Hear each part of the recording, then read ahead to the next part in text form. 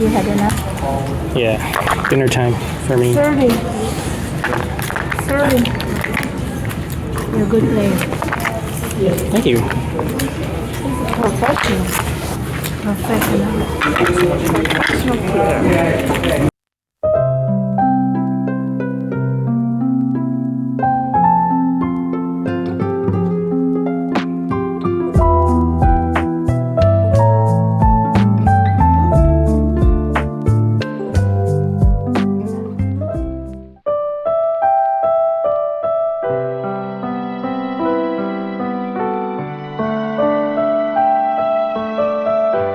This familiar path is one that I have walked so many times now.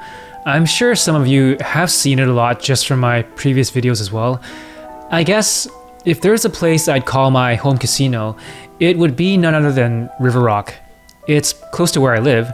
I played my very first live poker hand here many years ago.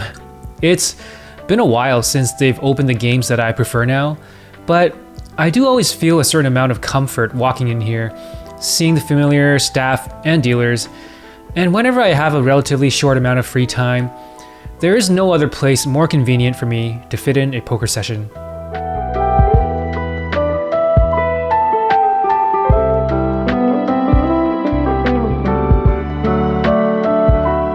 This hand, I pick up 4-6 of diamonds on the button. Under the gun straddles to $6. There are 2 limpers before the action is on me.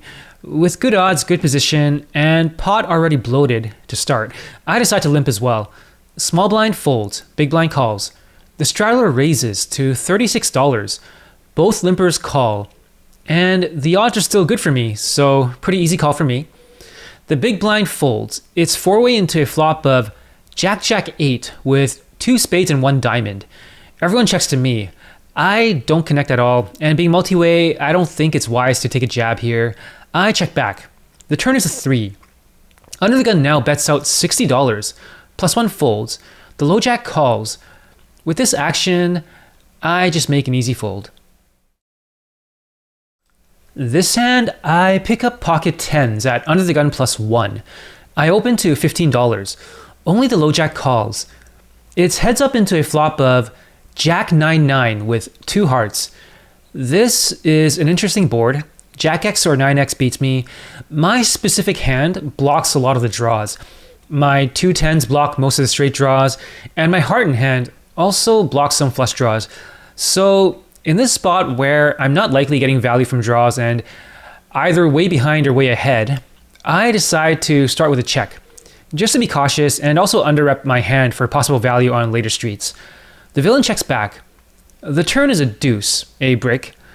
I now go for a delayed c-bet for value, targeting ace highs, weaker pockets, and maybe some draws. I think this is thin value at this point. I bet $15. The villain calls. The river is an 8, which I think is another brick. 10 queen makes a straight, but I double block that. I contemplate going for another thin value / block bet here, but I really don't think he has anything that can call. I feel like his range now getting here has a lot of ace highs and 2 overcard type hands, maybe king queen. My hand is still under repped, so I decide to check and feed him the rope to bluff here, because it wouldn't be a bad spot for him to do so if he did have 2 overcards and doesn't think he can win at showdown. And the villain checks back. I table my hand and he mucks. This hand, I pick up 10-8 in the hijack position. Not a good hand by any means, but when everyone folds to me, I decide to open to $10, mainly attacking or isolating the blinds.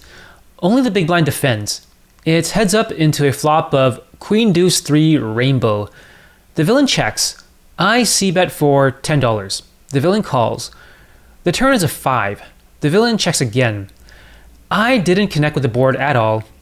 No showdown value, and I'm actually drawing dead against Queen X. But with no 3-bet, the premiums like pocket aces or kings are not in his range. Him being in the big blind actually leaves him pretty wide. I think it's likely Queen X that he called the flop bet with, but also not likely a strong one. Of course, it's perfectly fine for me to give up now. but I think my image is pretty solid so far, having showed down decent hands. And with position, I can apply a lot of pressure to what I'm reading as a hand that's capped at one pair.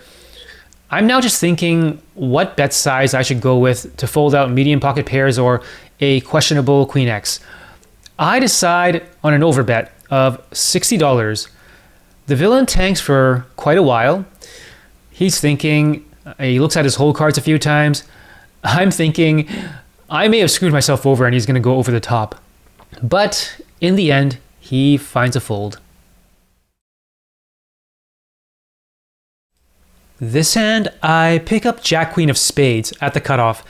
Everyone folds to me and I open to $10. Only the button calls. It's heads up into a flop of King King Jack. The villain is a bit of an OMC, so even though the flop is not that bad for me, I do think I'm in a way behind or way ahead scenario. I decide to cautiously check out of position. The villain checks back. The turn is an 8, which should be a brick. I now go for the delayed c-bet, targeting draws and maybe random suited 8x. I bet $10. The villain calls. The river is a 9. There are now flush and straight possibilities, but I do think my hand is under-repped, so I think it's a good spot for a blocker / thin value bet. I bet $10. Maybe weaker pockets, Jack 10, 9 10, or maybe 8 9 even, can make a crying call. The villain does not call. She raises to $35. Yikes. Value heavy, but also a great price, almost just begging me to call. She's just never bluffing in this spot, not at these stakes, and especially not this player. My hand is just not good enough here, so even for a good price, I lay it down. The villain shows pocket jacks for a flop full house. Nice hand. This hand, I pick up Jack Queen of Diamonds at the cutoff. Only under the gun +1 limps before the action folds to me. I raise it to $15 to isolate, and only the limper calls. It's heads up into a flop of 8-9-4 rainbow with 1 diamond. The villain checks. Not a board that hits my range, but actually pretty good for my hand. 2 overcards, backdoor flush, and gut shot straight draw. Very good board to at least double barrel. I start with a c-bet for $10, and that's good enough to take it down. This hand, I pick up Ace Queen of Diamonds on the button. Under the gun +1 limps. I raise it to $15. Everyone folds except for the limper, who calls. It's heads up into a flop of Ace-7-4 with 2 clubs. The villain checks.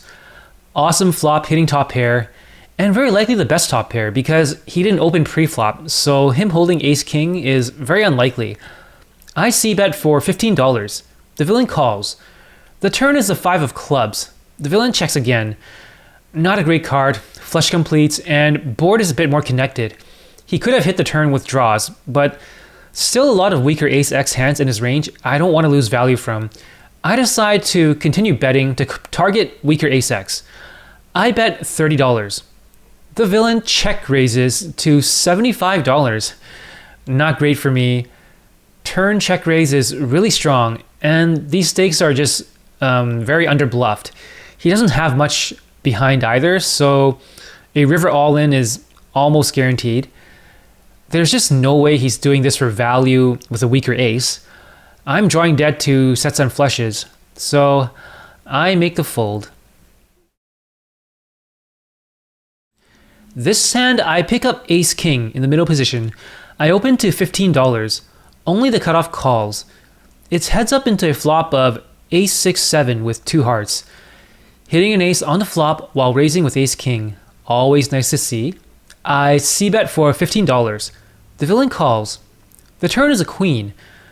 I'm thinking I potentially want to just go for 3 streets of value on a clean run out, targeting weaker ace-x. I continue to bet, this time for $35. The villain calls again. The river is the 9 of hearts.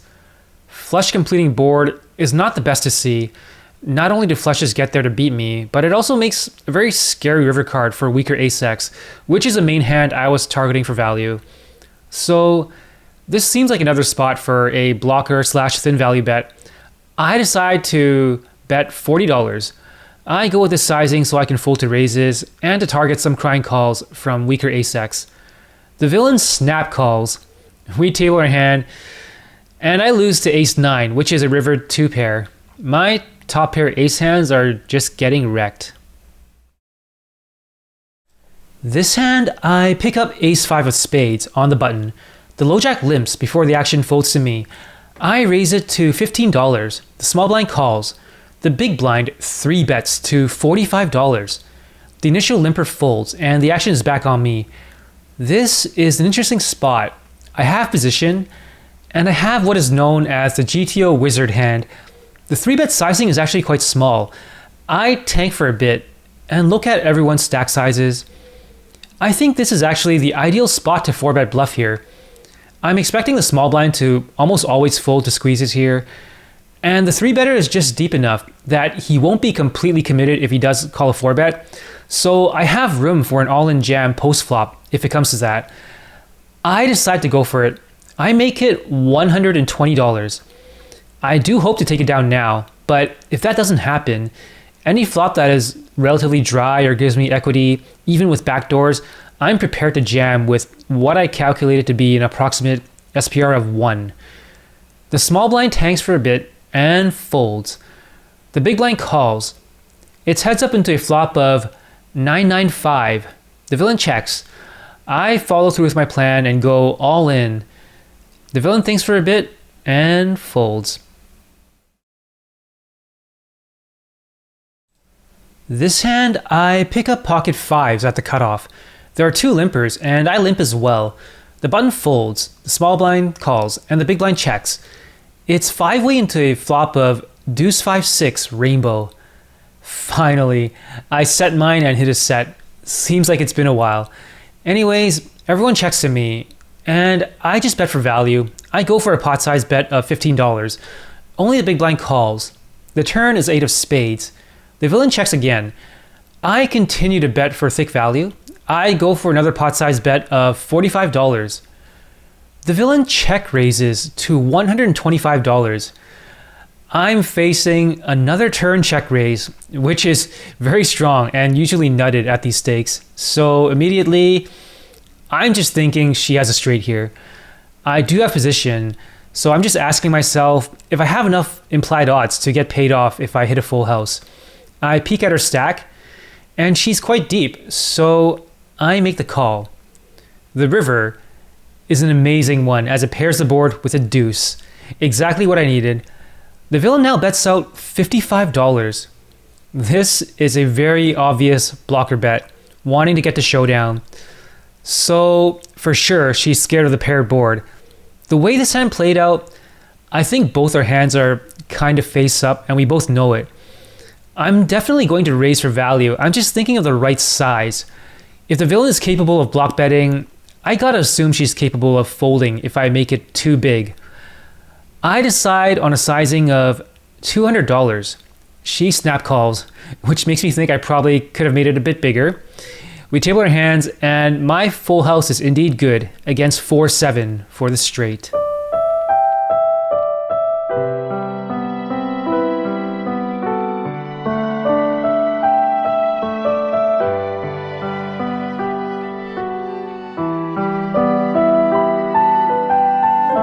It is dinner time for me, so I start to rack up. As I'm doing that, the player next to me says to me that I'm a good player. Slightly awkward. I mean, it is poker, and I happen to have a decent session. This is the first time anyone has said that to my face in a poker room. It is a compliment, so I respond with thank you. But yeah, felt nice to hear some kind words and have my ego boosted. Anyways, results for this session. I bought in for $800 and cashed out with $915. That's a profit of $115. Thank you all for watching, and remember to like and subscribe if you enjoy my videos. See you next time.